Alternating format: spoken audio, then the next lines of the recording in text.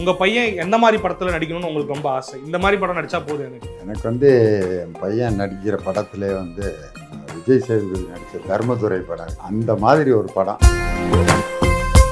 குறைந்த விலை நிறைந்த தரம், தங்கள் தேவைகள் அனைத்தும் ஒரே இடத்தில். ஜெயச்சந்திரன். நம்ம சத்யாவில் எல்லாம் வாங்கலாம். அதான் மிஸ்டர் கோல்டு, தரத்திலையும் அளவுலையும் நோ காம்ப்ரமைஸ். மிஸ்டர் கோல்ட் 100% கடல் எண்ணெய். சாவுக்கு வாசித்து முடிச்சுட்டு அந்த சாவுக்கு வந்துட்டு போகிறவங்கள்ட்ட இப்படி அடித்து அவங்க கொடுக்குற காசை வாங்கி அந்த மாதிரி காட்சியெலாம் நம்ம பார்ப்போம். இது மக்களால் புறக்கணிக்கப்பட்ட ஒரு இன்ஸ்ட்ருமெண்ட்டு தான். பறை இசையினுடைய ஒரு மிகப்பெரிய ரசிகன். ரொம்ப மகிழ்ச்சியாக பரவாயில்ல, நான் நம்மளை கேட்காம செஞ்ச ஒரு செயலை கூட நல்ல செயலாக செஞ்சுருக்கானுட்டு ரொம்ப சந்தோஷப்பட்டேன். மூணாவது ஒரு அரசியல் தலைவர் வந்து இப்படி ஒரு சிந்திச்சிருக்காரு அப்படிங்கிறது நானே என் மகன்கிட்ட இதை பார்க்கல. இந்த துணிச்சலை நான் அப்ரிஷியேட் பண்ணல, அதை வந்து இன்னொருத்தர் அப்ரிஷியேட் பண்ண பிறகு தான் எனக்கே இதை. சார், அவரை விட உங்களுக்கு அதிக கனெக்ட் நினைக்கிறேன் தேவா சாரோட. ஏன்னா உங்களுடைய பட்டிமன்றங்கள்ல அவருடைய பாட்டு இல்லாமல் நான் பார்த்ததே கிடையாது. நான் அவருடைய மிகப்பெரிய தீவிர ரசிகன். நான் அவருடைய பாடல்களை நிறைய பட்டிமன்றத்தில் பயன்படுத்தியிருக்கேன். அதை அவர்கிட்ட சொல்லிடுவேன், இந்த பாட்டை நான் இன்னைக்கு பாடினீங்க அப்படின்னு சொன்னோன்னா ரொம்ப சந்தோஷப்படுவேன். விதவிதம்மா சோப்பு சேப்பு கண்ணாடி, அடுத்து நான் அதை பாட போகிறேன், இப்போயே பாடிட்டே அப்படின்னாரு.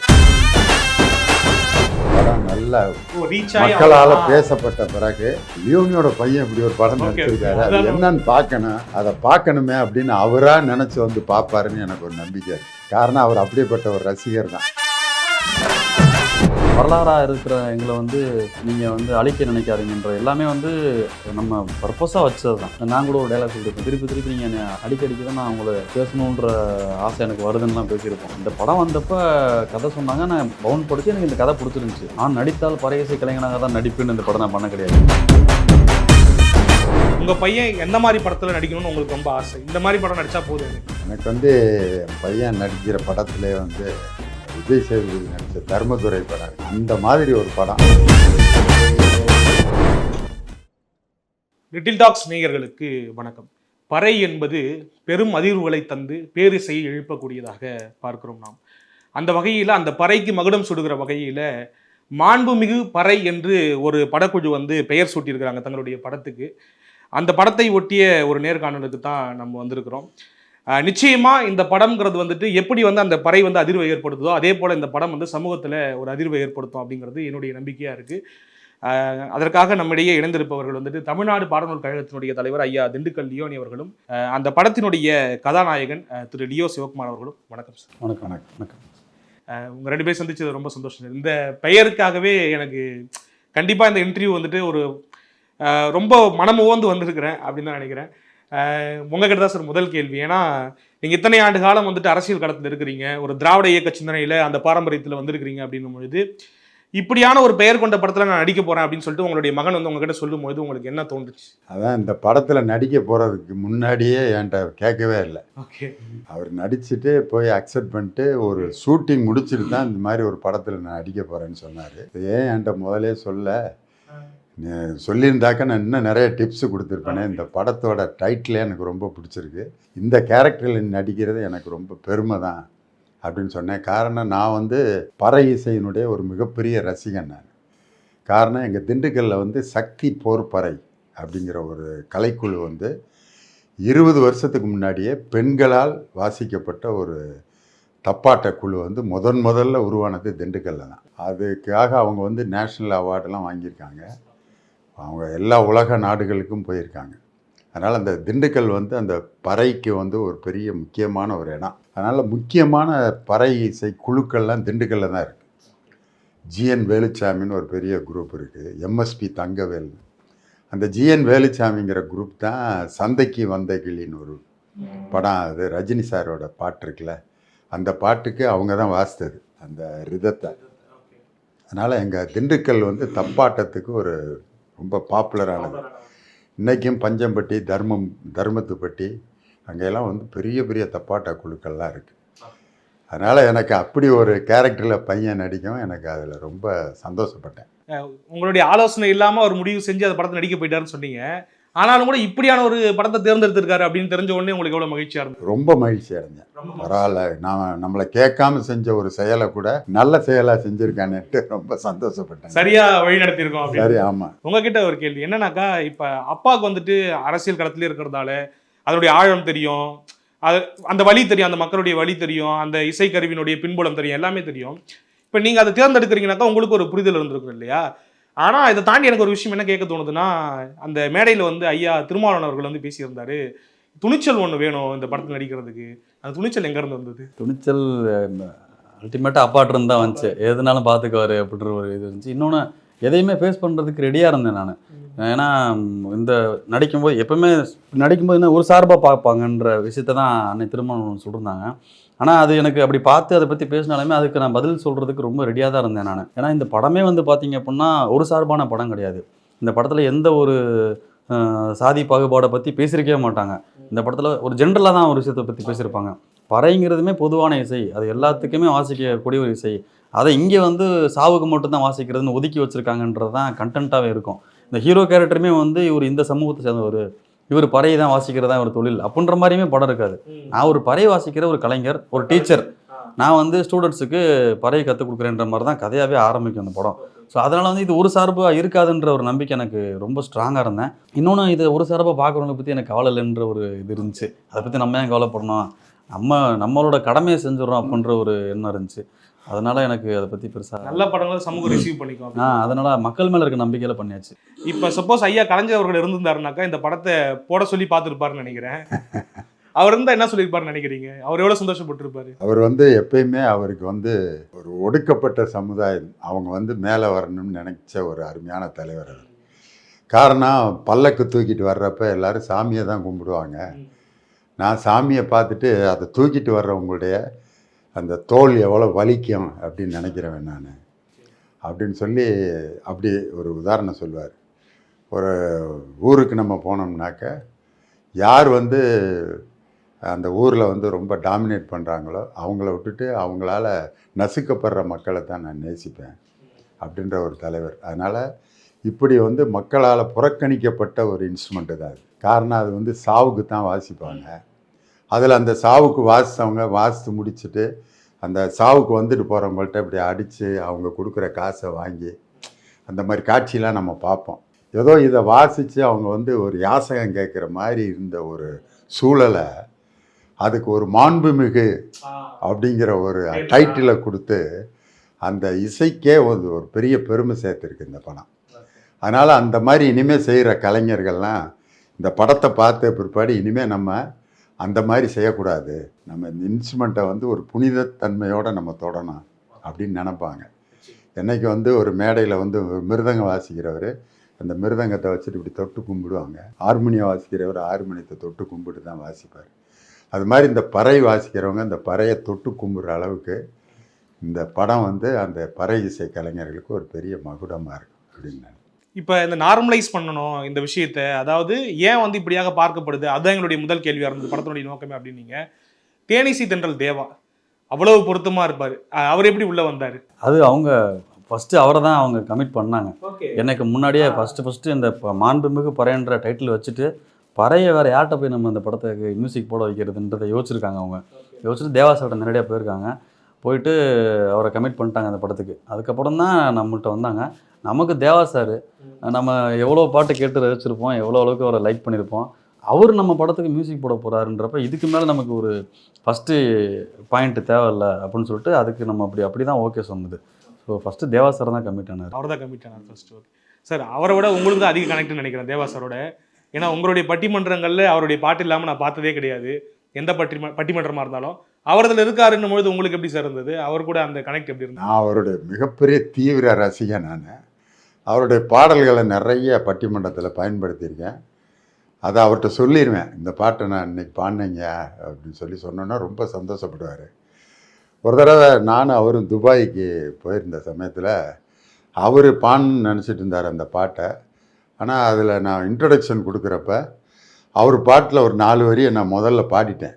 அடுத்து இந்த பாடத்தை நான் பாடலான்ட்டு இருந்தேன், அதுக்கு முன்னாடியே நீங்கள் பாடிட்டீங்க அப்படின்னு சொல்லி அந்த பாட்டு வந்து நான் அவ்வளோ ரசித்து வர பாடினேன். மக்கள்லாம் கைதட்டி முடிச்சிட்டாங்க அதுக்கு. விதவிதம்மா சோப்பு சீப்பு கண்ணாடி அப்படின்னு சொன்னேன்னா ஐயா அடுத்து நான் அதை பாட போகிறேன் இப்போயே பாடிட்டே அப்படின்னாரு. நான் பாடினதை பார்த்துட்டு அவர் என்னடா அது நம்ம கொடுக்குற அந்த இன்டோனேஷன் கூட கரெக்டாக கொடுக்குறாரு நம்ம பாட்டா அவர் பாட்டா அப்படின்ட்டு அவராகவே மாறி பாடினேன் அந்த பாட்டை.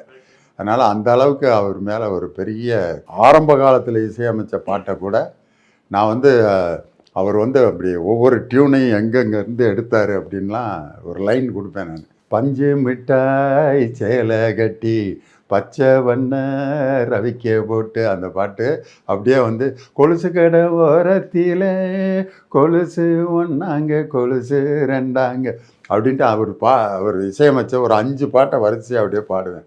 அப்போல்லாம் வந்து ஒரு தடவை ஃபோன் பண்ணியே சொன்னார், இந்த பாட்டை ரொம்ப ரசித்து நீங்கள் பாட்டு மன்றத்தில் இன்றைக்கி டிவியில் பாடினீங்க, நான் கேட்டேன், ரொம்ப அருமையாக இருந்துச்சு அப்படின்னு.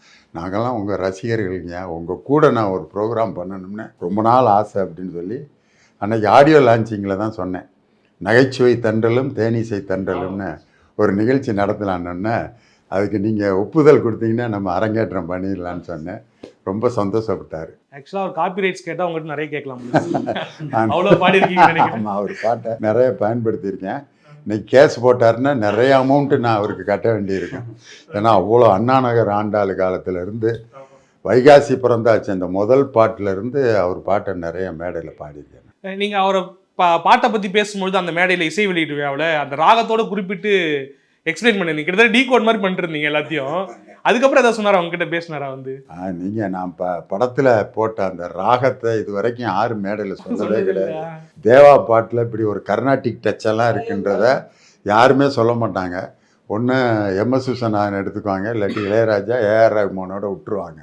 தேவா சார் பாட்டிலையும் இப்படி ஒரு ராகங்கள்லாம் கையாளப்பட்டிருக்குங்கிறத அன்னைக்கு தான் நீங்கள் ஸ்டார்ட் பண்ணி விட்டீங்க.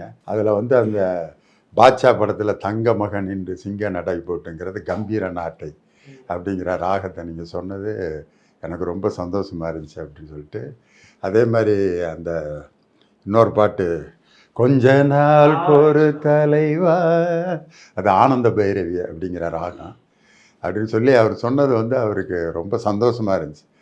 அப்படி அதனால் தேவா சாரோடைய பாடல்களில் எதெல்லாம் கர்நாடிக் டச் உள்ள பாட்டு அப்படின்னு சொல்லியே ஒரு நிகழ்ச்சியை கொடுக்கலாம்னு இருக்கேன் நான். இன்னொன்று சார், அதெல்லாம் தேவா சார் பாட்டுனே பல பேருக்கு தெரியாது.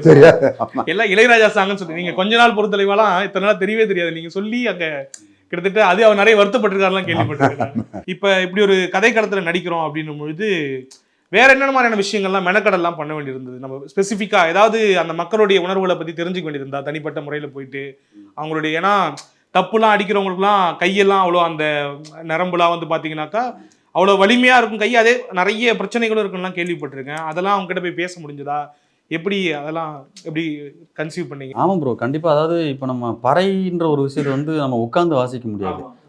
உட்காந்து எல்லா இன்ஸ்ட்ருமெண்ட்டுமே நீங்கள் வாசிக்கலாம், ஆனால் பறையை வந்து வாசிக்க முடியாது. பறைன்றதுக்கு உடல் வலிமையும் ரொம்ப முக்கியம். அப்படின்றப்ப நீங்கள் சொன்ன மாதிரி கையில் அவங்களுக்கு ஏகப்பட்ட அந்த ஸ்ட்ராங் போல்டு வேணும். இன்னொன்று பறையை அடிச்சுக்கிட்டே ஆடணும். நம்ம வந்து பறையை அடிச்சுக்கிட்டு ஆடுறதுன்றது ஒரு சாதாரண ஒரு விஷயம் கிடையாது. அது ரொம்ப கஷ்டமான விஷயம். பார்க்குறதுக்கு நம்ம அழகாக இருக்கும், ஆனால் அது ரொம்ப ரொம்ப டஃப்பான ஒரு மேட்ரு. அதை வந்து கற்றுக்காமல் அதை பண்ண முடியாது. இது எல்லாத்தையும் மீறி இவ்வளோ திறமையுள்ள ஒரு இன்ஸ்ட்ருமெண்ட் அது. அதாவது அது வந்து ஒரு யார் கேட்டாலுமே ஆடணும்னு தோணக்கூடிய ஒரு இன்ஸ்ட்ருமெண்ட்டு. நம்ம வந்து ஒரு தப்பு சவுண்டுக்கிட்ட ஆடாமல் இருக்க முடியுமா? அப்படிப்பட்ட ஒரு இன்ஸ்ட்ருமெண்ட் அது. ஏன்னா சின்ன குழந்தையிலேருந்தே அந்த இன்ஸ்ட்ருமெண்ட் நம்ம நிறைய இடத்துல கேட்டே வளர்ந்துருப்போம், நம்ம கல்ச்சரை தான். ஸோ ஆனால் அதுக்கு பின்னாடி என்னென்ன வழிகள் இருக்குன்றது நமக்கு தெரியாது. அவங்களோட தினசரி வாழ்க்கை எப்படி இருக்கும், அவங்க டெய்லி என்ன பண்ணுவாங்க, அவங்க இதுக்கு பின்னாடி என்னென்ன விஷயங்கள்லாம் இருக்குன்றது நமக்கு தெரியாது. அதுதான் இந்த படத்துலையே நம்ம சொல்லியிருக்கோம். ஏன்னா எனக்கு அது போகிறப்ப தெரியல. போகிறப்ப நான் இன்ஸ்ட்ருமெண்ட் கற்றுக்க போகிறோன்ற ஒரு எண்ணத்தில் தான் போனேன். அங்கே போய் அவங்களோட வாழ்க்கைகளை பார்க்கும்போது தான் இவ்வளோ விஷயங்கள் இருக்குதுன்னு தெரிஞ்சிச்சு. அதை மீறி இந்த படத்தில் நடிக்கும்போது ஒவ்வொரு சீனும் நமக்கு வரும்போது ஒவ்வொருத்தவங்க பார்வையில் இவங்க எப்படி பார்க்கப்படுறாங்கன்றது எனக்கு ரொம்பவே கஷ்டமாக இருந்துச்சு. ஸோ இது கண்டிப்பாக அது மக்களுக்கு போய் சேரணும்னு ஆசைப்பட்டேன். நான் இந்த நம்ம ஃபீல் பண்ணதை மக்களும் இதை பார்க்கணும், தெரிஞ்சுக்கணும் அப்படின்னு ஆசைப்பட்டேன். கண்டிப்பாக அந்த படம் கொண்டு போய் நீங்கள் அதுக்கு ஏதாவது பயிற்சியில் எடுத்தீங்களா? உங்களுக்கு எவ்வளோ ஹார்டாக இருந்தது அதை பண்ணும்போது? எனக்கு முதல்ல பறையை கற்றுக்கும் போது ஜாலியாக இருந்துச்சு. ரொம்ப பிடிச்ச பறை. ஆமாம், ஜாலியாக தான் இருந்துச்சு. ஆனால் அது அதை பெர்ஃபெக்டாக நீங்கள் வந்து அவங்கள மாதிரியே பண்ணணும்னு ட்ரை பண்ணுறப்ப டஃப்பாக தான் இருந்துச்சு. அல்டிமேட்டாக இது வந்து என்னோட கடமை, என்னோட பொறுப்பு. இது நான் கற்றுக்கிட்டு தான் படத்துக்கு போகணுன்றது, அதுதான் என்னோட ஒர்க்கு.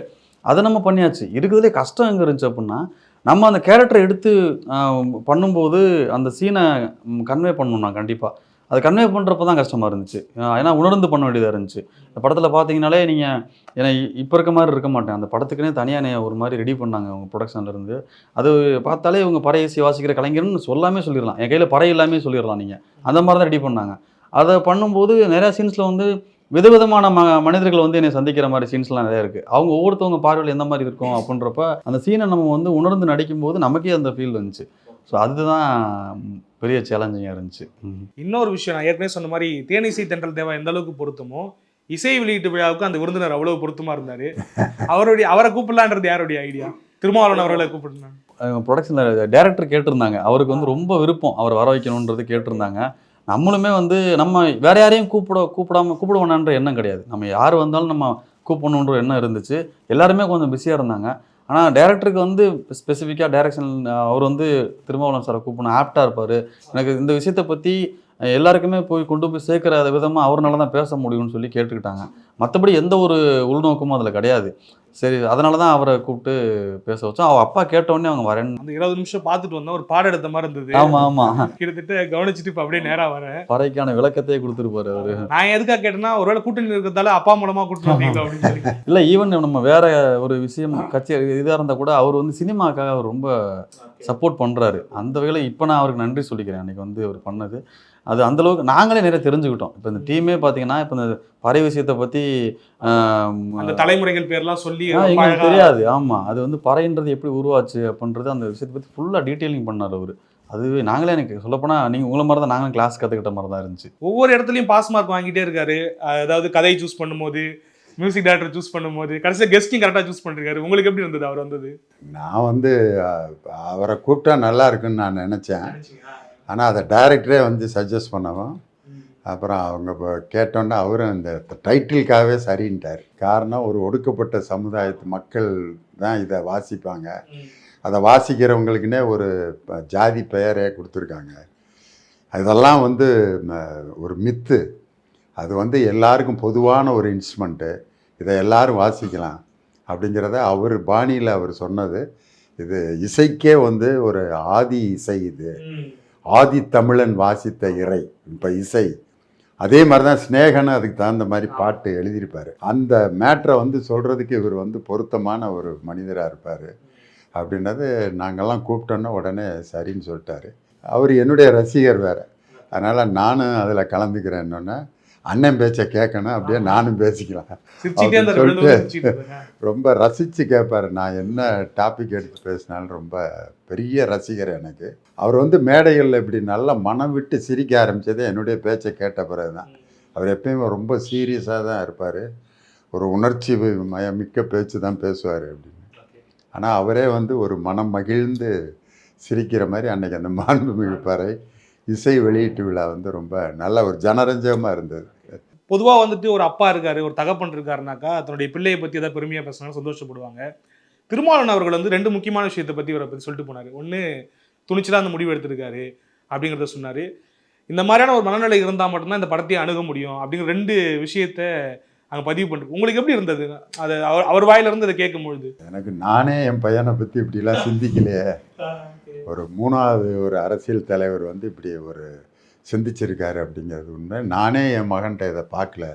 இந்த துணிச்சலை நான் அப்ரிஷியேட் பண்ணல, அதை வந்து இன்னொருத்தர் அப்ரிஷியேட் பண்ண பிறகு தான் எனக்கே இதை இந்த படத்தில் நடிக்கிறதுக்கு ஒரு துணிச்சல் வேணும் அப்படிங்கிறத வந்து அவர் பார்த்த பிறகு தான் என் மகன்கிட்ட இந்த துணிச்சல் இருக்கிறத எனக்கே தெரிஞ்சது.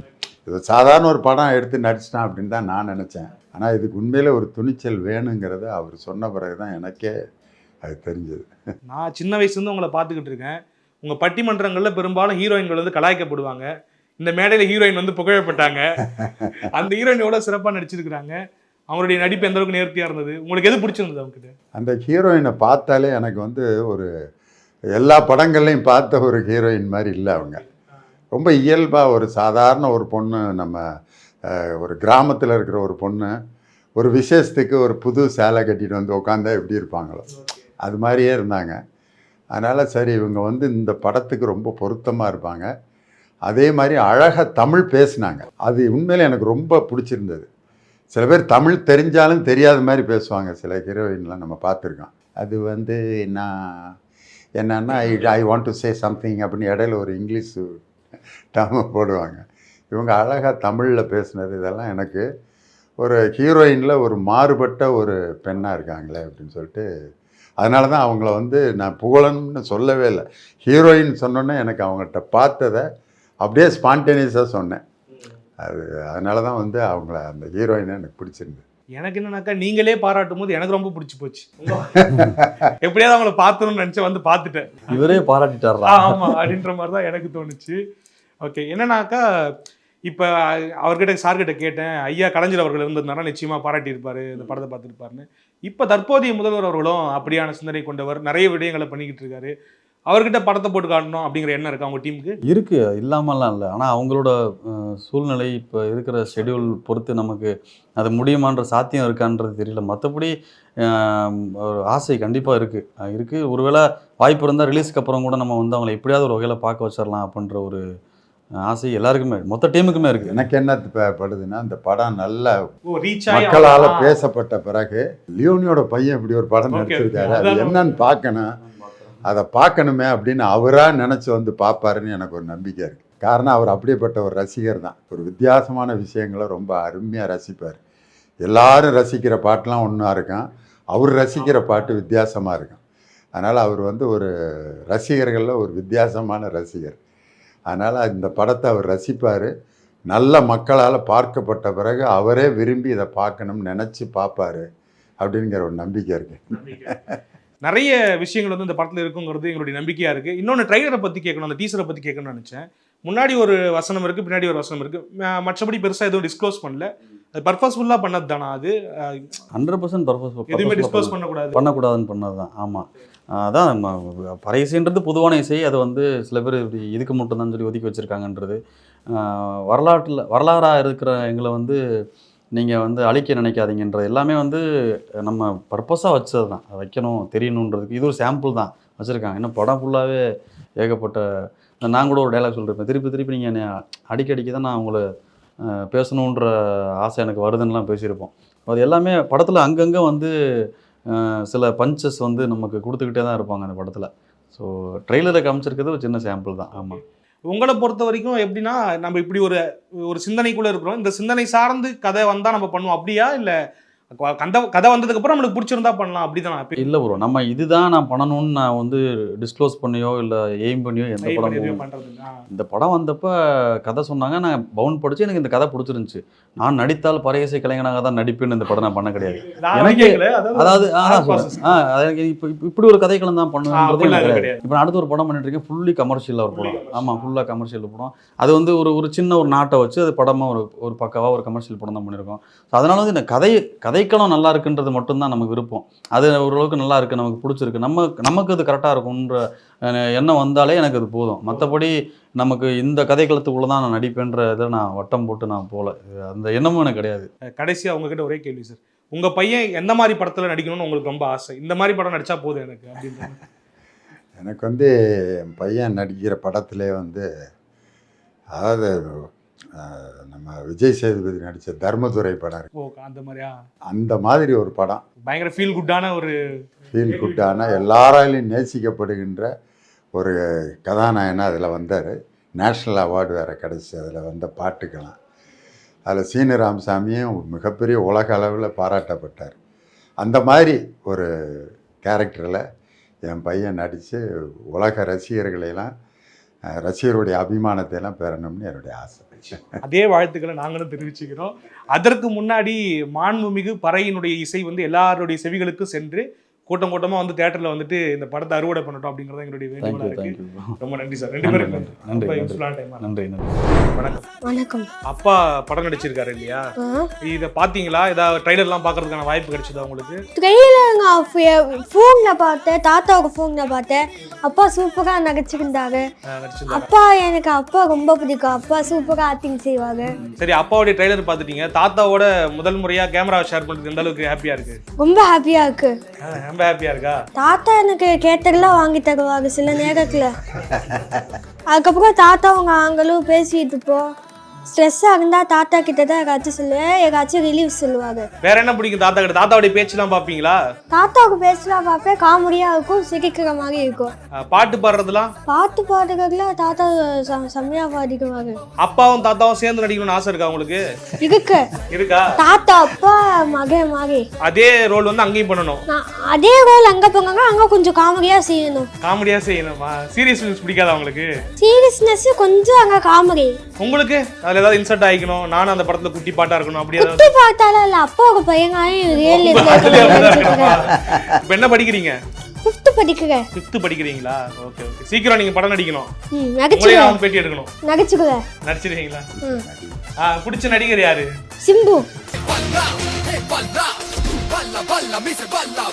ஏன் வை சிம்பு? அவங்க சூப்பரா நடிப்பாரு, எனக்கு அவங்க ரொம்ப பிடிக்கும். என்ன படம் ஃபேவரட்டான படம்? இதுதான் எனக்கு ரொம்ப பிடிக்கும். Manmadhan. Manmadhan. we both were in same wavelength. நானும் Simbu fan. Same super. Okay. வேற ஏதாவது கேட்கணுமா அவர்கிட்ட? உங்களுக்கு ஏதாவது விஷயம் ஏதாவது இருக்கா சிம்பு அவர்களை பார்த்தா? உங்கள செல்ஃபி எடுக்கணும். செல்ஃபி போதும், வேற எதுவும் பெருசா தேவையில்லை. Okay, thank you very much. உங்கள் பிஸி ஷெட்யூலில் வந்து எங்களுக்காக இன்டர்வியூ கொடுத்ததுக்கு, லிட்டில் டாக்ஸ்க்கு இன்டர்வியூ கொடுத்ததுக்கு ரொம்ப நன்றி.